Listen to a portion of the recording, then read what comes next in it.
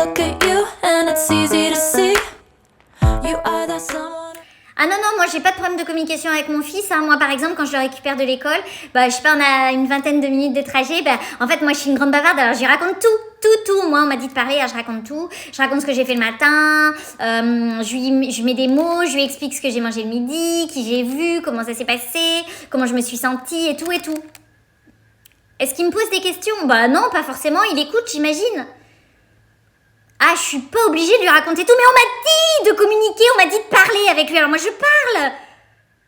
Ah, mais de parler dans un échange, ouais, c'est compliqué, hein. Alors moi j'ai remarqué que ma fille elle a du mal à parler un petit peu. Il y a des fois les mots s'entrechoquent, les idées mettent du temps avant de sortir de sa bouche. Alors je lui propose de respirer, de se calmer. Je lui propose de répéter aussi, voilà. Je ne sais pas trop, ça, des fois ça marche, des fois non.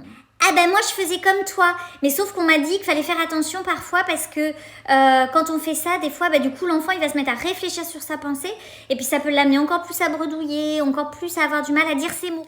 Alors qu'est-ce que je dois faire parce que je ne comprends pas quand même malgré tout ce qu'elle veut me dire.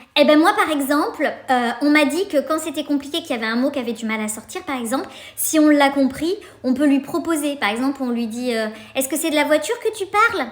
Et puis, si on a compris à peu près le thème, mais qu'on ne sait pas exactement, on peut lui proposer des questions fermées. Par exemple, est-ce que tu parles du moment où tu étais dans la classe ou est-ce que tu parles du moment où tu étais dans la cour ? En fait, on devient un peu comme un Sherlock Holmes avec notre enfant. On l'accompagne, mais on ne lui demande pas de réfléchir à la manière qu'il a de le dire. Alors moi, je suis très à cheval sur la politesse. Et c'est indispensable que mon enfant dise par exemple bonjour avant quoi que ce soit. Donc je ne lâche pas. Quand il rencontre par exemple un adulte, je lui dis bonjour. Et plus il se renferme, plus je lui dis parce que c'est essentiel pour les premières communications. Alors je comprends complètement, mais en fait tu sais, moi je me suis aperçue que plus j'insistais, plus ça avait tendance à bloquer en fait ma fille.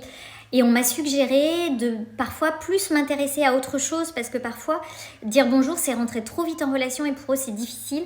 Alors que si par exemple on leur dit « Wow, tes baskets elles sont trop jolies », hop, ça y est, on détourne les choses et en fait on va être en lien tout de suite avec eux et après on pourra petit à petit suggérer autre chose. C'est un conseil. Je m'assois donc sur l'éducation, sur la politesse, mais c'est du grand n'importe quoi. Bon, à voir.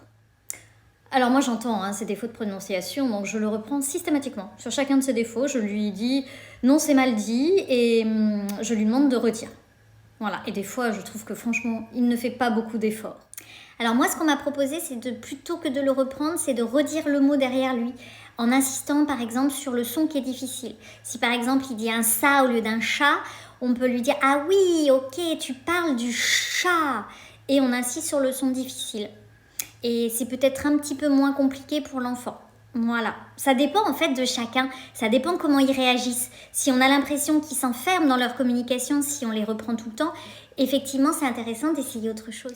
Moi franchement, j'ai l'impression qu'il n'écoute rien. Qu'il soit dans la chambre et moi dans la cuisine ou même dans la même pièce, je lui donne 2-3 consignes, il n'en fait qu'une. Franchement, je suis à bout, je ne sais plus quoi faire, je suis au bout du bout. Ah mais alors moi il m'arrivait la même chose et j'en avais ras les bigoudis, je te jure. En fait on m'a donné des conseils, déjà on m'a dit évite de parler quand vous n'êtes pas dans la même pièce, déjà. Ensuite on m'a dit mets-toi à son niveau, comme ça il pourra t'entendre et aussi te regarder. Donc tu te mets au même niveau que lui physique.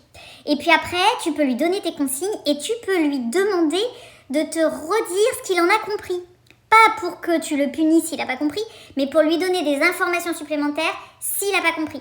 Et tu peux aussi l'aider, par exemple, s'il y a 3 consignes en disant la première, la deuxième, la troisième, ça l'aide, tu vois, à visualiser. Ah, tu me diras ce que t'en penses. Eh bien, moi, il me raconte rien. Je le récupère à la sortie d'école, à la sortie scolaire. Je le récupère après un anniversaire, après une activité physique. Il ne me raconte rien. On a l'impression qu'il n'a rien fait. Il me dit, je sais pas, ça m'agace. Ah, mais alors moi je vais te raconter, parce qu'il m'est arrivé la même chose. Et puis un jour je me suis dit, bon Estelle, toi, est-ce que t'aimes qu'on te pose des questions comme ça tout le temps pour que tu racontes ? Il y a des fois c'est pas le moment. Alors quand je le récupère, en fait j'observe, et puis je me rends compte que parfois il a pas envie en fait. Alors j'attends, je laisse du silence, ou je parle comme ça de tout et de rien. Et puis, il y a peut-être un moment, tu vois, à une sortie qu'il aime bien ou devant un dessin animé qui lui fait plaisir, puis je sens qu'il a envie de partager, et ben, il va se mettre à me raconter des choses par lui-même. Voilà, donc en fait, je calme un petit peu mon envie de savoir. Voilà, et puis j'attends, j'observe. Ah, mais c'est hyper intéressant parce qu'effectivement, si on n'est pas trop intrusif ou intrusive, en fait, ça nous permet aussi, les fois où lui, il l'est un peu, et ben de lui dire qu'on n'a pas envie de raconter, qu'on n'est pas obligé. Et du coup, ça va dans les deux sens, en fait. Ah, mais c'est vraiment passionnant. Donc, si je comprends bien, c'est la communication, c'est pas qu'avec les mots, en fait. C'est aussi tous les silences, toute l'observation. C'est aussi tout ce qu'on capte, tout ce qui est hors des mots. Mais c'est magique, c'est magnifique, je trouve. Ça veut dire que ça nous engage à être dans l'instant présent et à regarder les choses telles qu'elles sont et pas comme on le voudrait. Ah, mais c'est incroyable, je trouve ça I look passionnant. at you and it's easy to see. You are that someone.